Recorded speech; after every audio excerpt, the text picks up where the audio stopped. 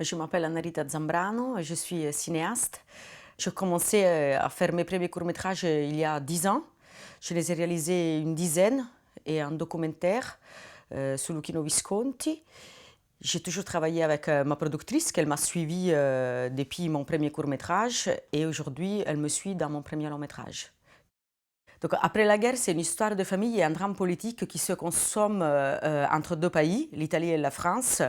Le film raconte notamment l'histoire de Marco, un ex-militant de gauche qui s'est réfugié en France avec une perpétuité sous le dos dans les années 80 pour une série de situations et il va se retrouver confronté à son passé et il va emporter aussi la vie de sa famille qui est restée en Italie.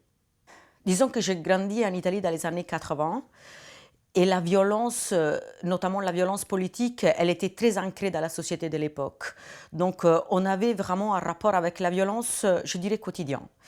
L'idée qu'il puisse arriver quelque chose dans notre vie, mais d'étudiants, c'était à l'ordre du jour. Moi, le premier jour que je suis arrivée au lycée, par exemple, il y a quelqu'un qui s'est fait tuer en face, dans la rue en face, un étudiant, parce qu'il était de droite et il avait été tué par des gens de gauche.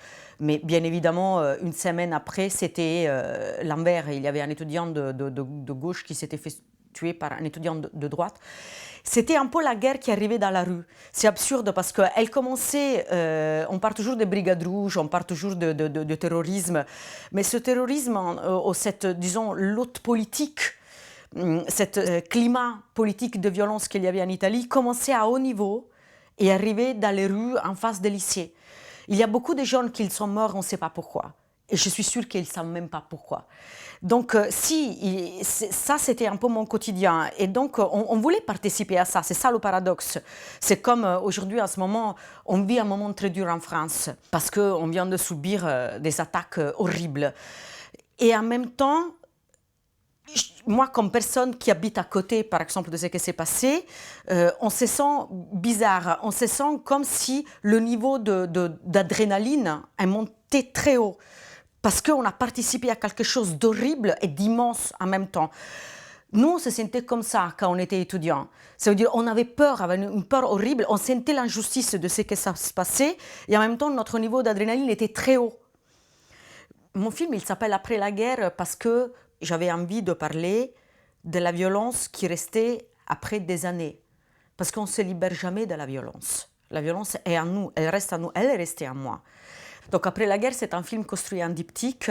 Ça se passe une moitié en France, à côté de la frontière espagnole, donc dans les Pays basques français, et l'autre moitié à Rome. C'est l'histoire donc de Marco qui évolue en France et dans sa famille italienne à Rome. C'est bien évidemment deux contextes très différents. Toute l'histoire française, elle sera tournée dans un environnement très naturel, ça veut dire très ouvert. On aura la forêt, on aura la mer, on aura voilà, des gens qui font de surf sous la plage. Cette idée de liberté qui est en contraposition avec voilà, cette prison morale dont les personnages se trouvent. Au contraire, en Italie, on parle d'un milieu bourgeois, assez bourgeois, d'une Rome que moi je connais assez bien parce que c'est mon milieu et, où j'ai grandi, où on se sent très sûr. Et bien, la violence, j'ai envie qu'elle arrive dans un quartier bourgeois, dans un quartier où on se sent en sécurité, dans un environnement où on ne se l'attend pas. On fait partie de ce monde qui souvent nous met en face à certains choix. Et ces choix, ils prennent une ampleur parfois qu'ils nous dépassent. Normalement, dans mes films, je parle toujours de ça. Ça veut dire l'homme en face des choix qui souvent sont plus grands que lui.